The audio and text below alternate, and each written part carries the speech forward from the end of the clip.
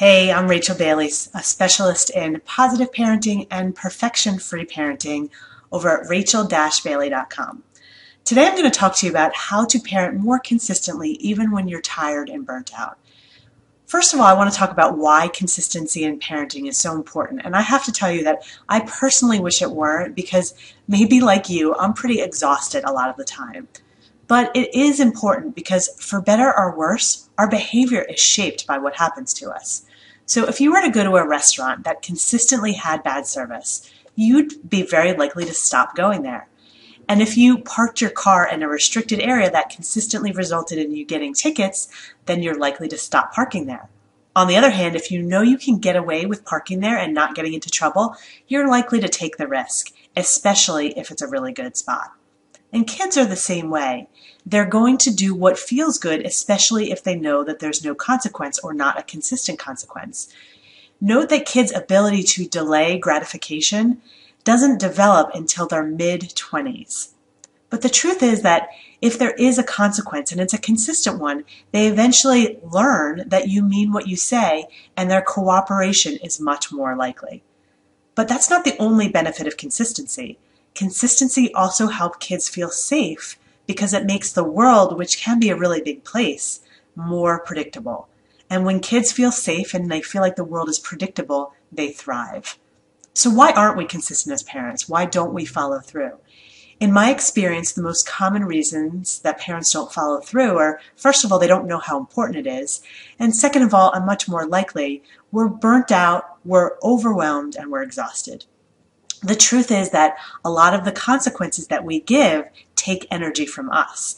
And watching to make sure that our kids are following the rules, well, that takes energy too.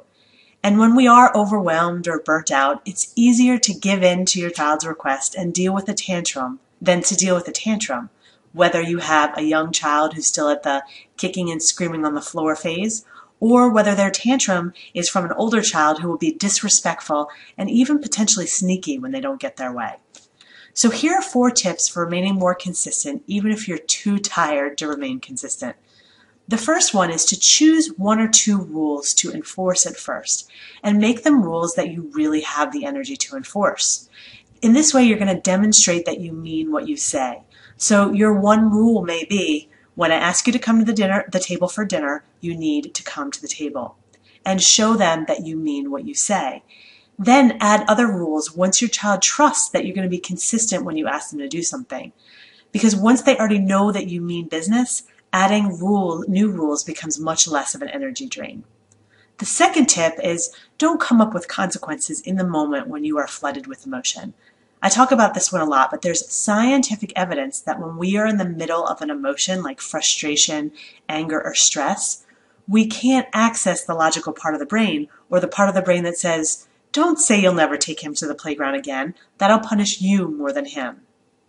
Create your consequences when you've had time to think about what you can consistently enforce and what will also work to teach more positive behavior in the future.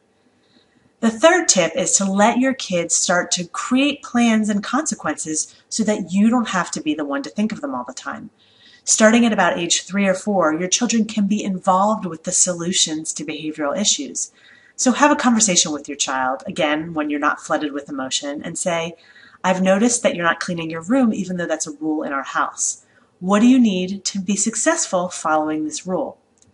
And then once you've come up with a plan together, you can ask, what should happen if that plan isn't followed?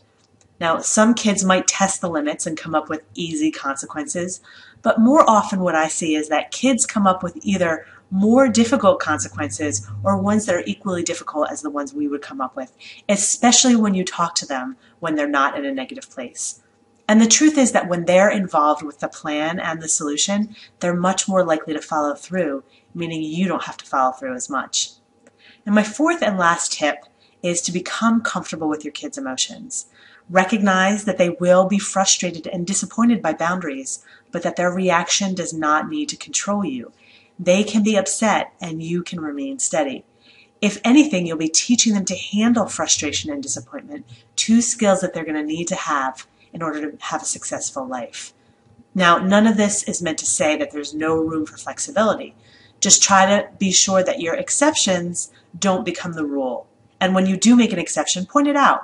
You could say something like, our family rule is that we don't watch TV until homework is done. But tonight we're going to make an exception because the Super Bowl only happens once a year, or whatever your reason is for making an exception. So if you have any questions about being consistent or anything else that would allow you to feel confident in your ability to raise great kids, feel free to email me at rachel@rachel-bailey.com. And if you're not part of it already, join our free Facebook community where real, imperfect parents support each other on their journey to raise great kids without expecting perfection from yourself or your children. Just type Redefining Perfect Parenting in the search bar on Facebook and you'll find us. Hope to see you there, and either way, I'll see you next time.